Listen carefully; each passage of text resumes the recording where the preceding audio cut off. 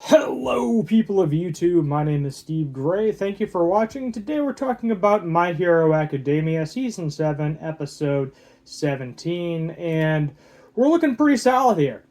So we start off here with Lady Nagant, very damaged, beat up at the hospital, saying that she needs to help Izuku.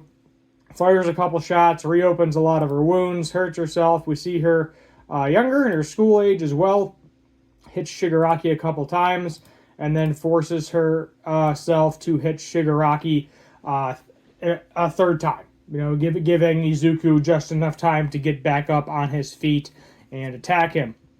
Inside of Shigaraki, however, we are learning that his will is stronger than All For One thinks. So at the moment, he is trying to regain control of his actual body, and he wants to kill All For One now at this point, because if All For One is completely dead and doesn't take over his body, then at that point he can get rid of him, be his own thing, and continue his plan to destroy everything that is related to his family, which means All For One. So, or One For All, rather. So, All For One, actually both. I would argue both, because All For One is technically his family, and then, One For All is also related to his family. So he just wants to take down everything. He's calling All For One a master manipulator, talking about, Lady Nagant, saying that, how can she be, up and running and defying me right now with all that I've done? And he was like, oh, deceiving people again, I see. That's not cool. And I was like, there we go. Shigaraki popping out. Kirigiri, on the other hand, is being very conflicted, being that he does not know what to do, because he now sees President Mike and Eraserhead as his friends, and then he also doesn't know whether he should be teleporting Shigaraki to All For One or not. That's what Shigaraki is advising, and he was ordered to help save Shigaraki, so kind of like a robot malfunctioning, I guess I would say, is the best way I can describe that. Shigaraki basically saying he has no use for One For All, wants to completely get rid of him. So this face right here is Shigaraki actually popping out, which is pretty cool.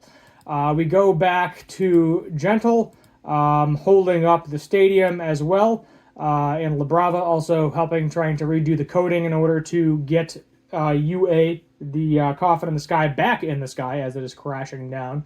And Midoriya realizes that now that Shigaraki has his full powers back, it's best to just get him out of there, because, he's going to be a menace and just kill everybody and everything around him, so he's going to take him to a spot where there is nobody.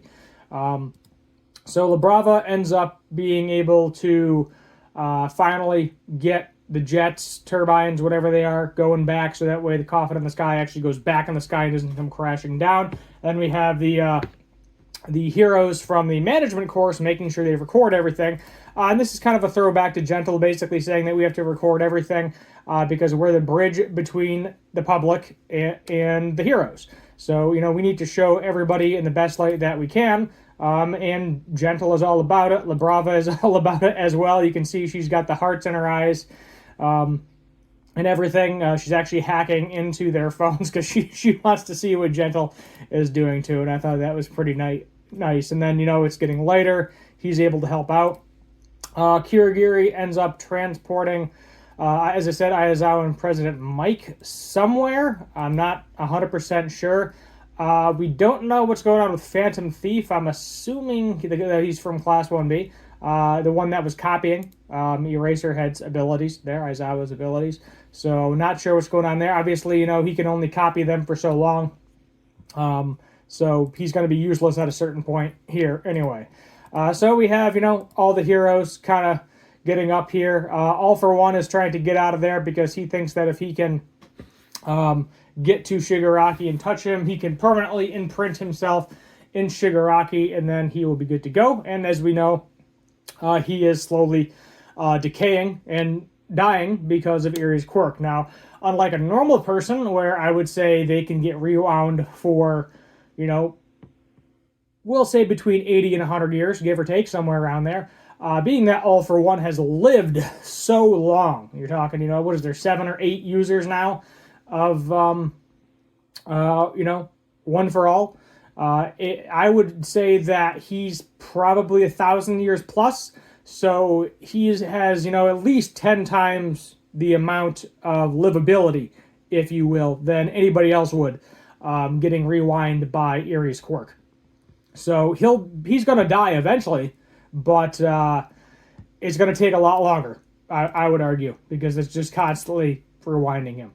So he almost kills Hawks. Lucky Tammy is able to create an illusion. We have these kind of crazy, or Cammy? I think it's Cammy, riding on this weird finger thing. I know she's able to create illusions. I did not know about the writing on the weird finger things unless that is somebody else. Oh, that's right. That is the third guy's quirk, because I'm forgetting these guys' names, because we have the tornado guy, Cammy, who can create illusions, if you will. And then I forgot the guy that can essentially make his body out of clay. So I think that's what it was, if I remember the quirks. I know they were from, I can't remember the name. I know it was a different high school. But we saw them when Bakugo and Shoto failed the preliminary hero course, and they were there as well, if I remember correctly. So, yeah, a bunch of people are helping out, a bunch of alumni as well. Basically saying their backup came in the nick of time. All For One here, just like, yeah, I'm just going to steal everybody's quirk. That's his plan. He was like, you really think you can stop me?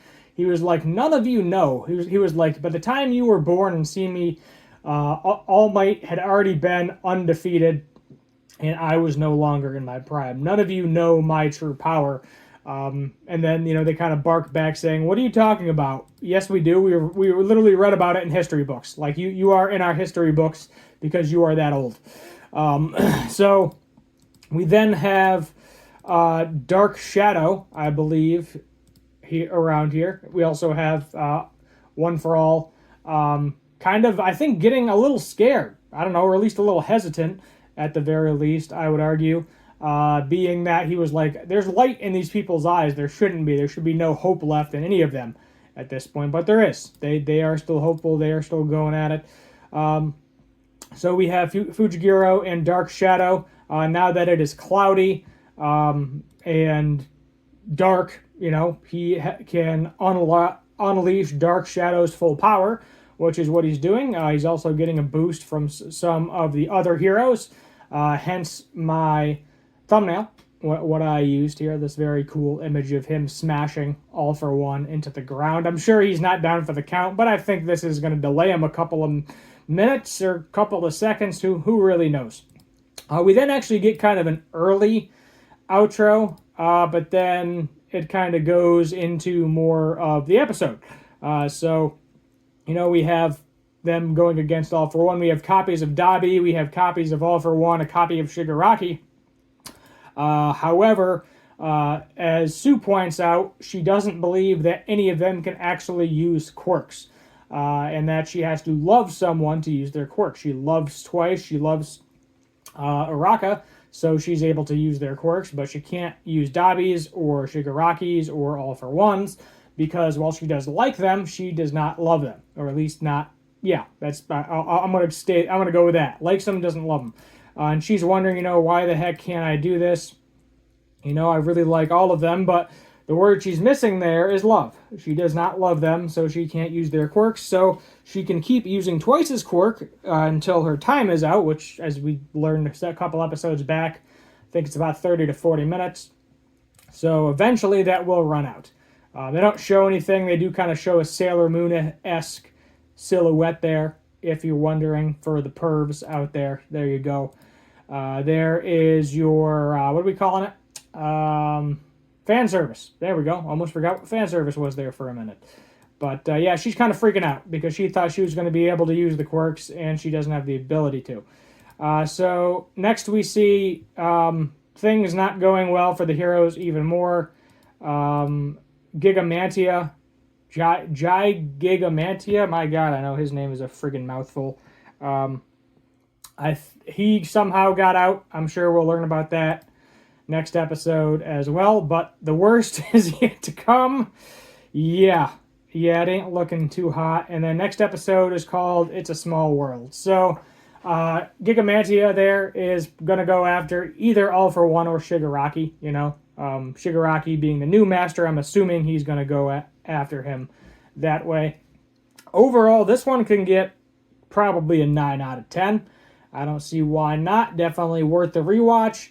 Couple of spots, still images, a little slow. So I'll dock at a point there, you know, for some artistic things that weren't 100%. But really good episode overall. Definitely enjoyed it. But let me know what you think. Hit that subscribe button, turn on that notification bell, like, share, comment, all that fun stuff. And as always, have a good one. Stay tuned for tomorrow for a shorter video on Tower of God.